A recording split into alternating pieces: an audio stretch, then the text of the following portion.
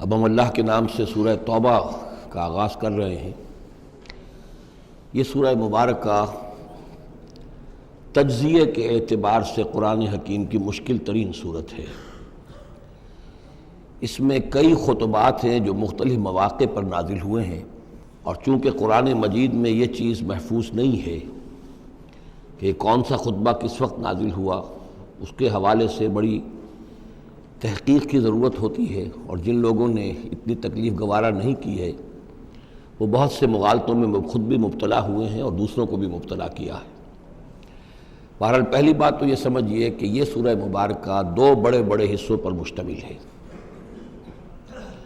پہلا حصہ پہلے 5 رکوعوں پر مشتمل ہے اور دوسرا حصہ 11 رکوعوں پر مشتمل ہے۔ فلسفہ دین اور فلسفہ رسالت کے اعتبار سے ان دونوں حصوں کے مابین فرق یہ ہے کہ نبی اکرم صلی اللہ علیہ وسلم کی جو بعثت ہوئی تھی، براہ راست بعثت جن میں سے آپ خود تھے، یہ بعثت خصوصی ہے، بعثت خاصہ ہے کہ جو مشرکین عرب کی طرف ہے، بنی اسماعیل کی طرف ہے۔ ایک آپ کی بعثت عمومی ہے پوری نوع انسانی کی طرف۔ آپ دو بعثتوں کے ساتھ مبعوث فرمائے گئے۔ آپ کی جو بعثت خصوصی ہے الی اہل العرب، بنی اسماعیل، مشرکین عرب، چونکہ آپ انہی میں سے تھے اور انہی کی زبان میں آپ نے آخری اتمام حجت کر دیا،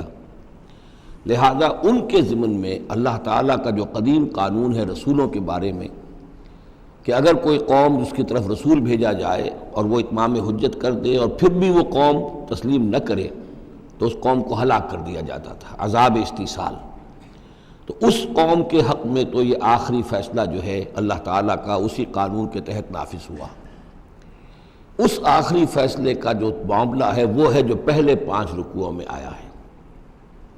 یہ حضور صلی اللہ علیہ وسلم کی بعثت خصوصی سے متعلق ہے، اہل عرب کی طرف۔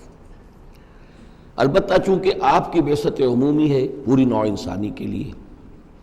آپ نے جزیرہ نما عرب میں دین کو غالب کر دیا، قائم کر دیا۔ بعثت خصوصی کا تو گویا کہ آخری مقصد آخری درجے میں مکمل ہو گیا، لیکن یہ بعثت عمومی کے کام کا آپ نے آغاز فرمایا ہے صلح حدیبیہ کے بعد۔ آپ نے 7 ہجری تک کوئی مبلغ، کوئی داعی کہیں باہر نہیں بھیجا، جب تک کہ جزیرہ نما عرب میں اس حد تک کامیابی نہیں ہو گئی کہ قریش نے آپ کو تسلیم کر لیا اور آپ کے ساتھ صلح کی، تو جس کو کہ اللہ تعالیٰ نے انا فتحنا لک فتحا مبینا قرار دیا ہے، اس وقت تک آپ نے اپنی پوری توجہ، آپ نے پورا وقت، اپنی ساری صلاحیتیں، اپنی قوتیں مرکوز رکھی ہیں جزیرہ نما عرب کے اندر۔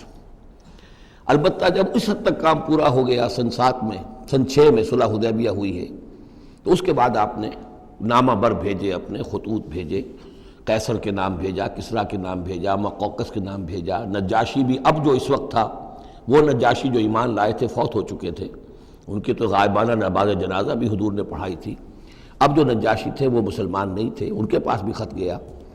ان خطوط کے نتیجے میں سلطنت روما سے ایک ٹکراؤ شروع ہو گیا۔ غزوہ موتا ہوا اور اس کے بعد غزوہ تبوک۔ یہ جو 2 غزوات ہیں ان کا تعلق حضور کی بعثت عمومی سے ہے کہ اب بیرون ملک عرب آپ کی دعوت کا اور آپ کی اقامت دین کی جد و جہد کا دائرہ وسیع ہو رہا ہے۔ تو 11 رکوع اس سورہ مبارکہ کے اس سے بحث کر رہے ہیں، وہ غزوہ تبوک کے گرد ہیں۔ ان میں سے 4 رکوع وہ ہیں کہ جو غزوہ تبوک کے لیے ذہنی تیاری کے لیے، اور اس کے بعد کچھ آیات وہ ہیں کہ جو تبوک جاتے ہوئے اور تبوک سے واپسی پر نازل ہوئیں، اور کچھ حصہ وہ ہے جو تبوک سے واپس آ کر نازل ہوا۔ وہ تو ہیں 11 رکوع جو 6 سے شروع ہو کر 16 تک جائیں گے مسلسل۔ البتہ پہلے 5 رکوع وہ ہیں کہ جن میں اندرون جزیرہ نما عرب، اندرون ملک آپ کے جو مشن تھا اس کی تکمیل کا جو آخری مرحلہ تھا اس کا اعلان ہو رہا ہے۔ اب یہ جو 5 رکوع ہیں ان میں بھی ایک عجیب تقسیم ہے۔ ان میں 2 رکوع وہ ہیں کہ جو سن 8 ہجری میں فتح مکہ سے قبل نازل ہوئے، ان میں تیار کیا گیا ہے مسلمانوں کو فتح مکہ کے لیے کہ وہ نکلیں، اور ساری رد و قدا ہو رہی ہے کچھ لوگوں کی طرف سے، کچھ منافقین کی طرف سے، کچھ سادہ دل مسلمانوں کی طرف سے، نیک دل مسلمانوں کی طرف سے، کچھ ایسے لوگوں کی طرف سے کہ جن کے وہاں رشتہ دار ہیں، کہ اب اگر جنگ ہوگی اور جا کر ہم حملہ کریں گے مکے پر تو اس سے یہ ہے کہ ان رشتہ داروں کو بھی غضب پہنچے گا۔ کچھ ایسے مسلمان تھے جن کی فیملیز وہاں تھیں اور انہیں اندیشہ تھا کہ وہ کہیں جب یہ چکی پیسے گی تو کہیں گندم کے ساتھ گھن بھی نہ پیس جائے۔ تو ایک رد و قضا ہے جو ان 2 رکوعوں میں آپ کو ملے گی کہ جو نازل ہوئے ہیں سن 8 میں فتح مکہ سے قبل، اور 3 رکوع وہ ہیں کہ جو نازل ہوئے ہیں سن 9 میں ذی قعدہ کے بعد۔ اور یہ جب کہ فتح مکہ ہو چکا، اس سال حضور نے حج نہیں کیا، پھر اگلے سال آپ نے بھی دوبارہ حج نہیں کیا، لیکن آپ نے ایک قافلہ بھیج دیا تھا کہ وہ جائے، اور اس کے امیر کی حیثیت سے حضرت ابوبکر صدیق رضی اللہ تعالیٰ عنہ تھے امیر الحج۔ لیکن جب وہ قافلہ روانہ ہو چکا تھا ذی قعدہ سن 9 میں، تو پھر وہ آیات نازل ہوئیں کہ جو 3 رکوعوں پر مشتمل ہیں، جن میں آخری اعلان کیا گیا ہے کہ اب آئندہ یہاں کوئی مشرک حج کے لیے نہیں آئے گا۔ سن 9 کا حج وہ مشترک تھا، اس میں اہل ایمان بھی تھے اور اہل شرک بھی تھے، مشرکین مکہ بھی تھے، ان کو بھی اجازت تھی۔ اور وہاں اعلان کیا گیا کہ آئندہ مشرکین کے ساتھ اللہ کا کوئی معاہدہ نہیں ہے، اور ایک مہلت دی جا رہی ہے اتنے وقت معین کی، اس کے اندر یا تو وہ اسلام لے آئیں اور یا ان کا قتل عام ہو جائے گا۔ یہ سخت ترین آیات ہے قرآن مجید کی کہ جو اس حصے میں نازل ہوئی ہیں، لیکن اس کا فلسفہ سمجھ لیجئے،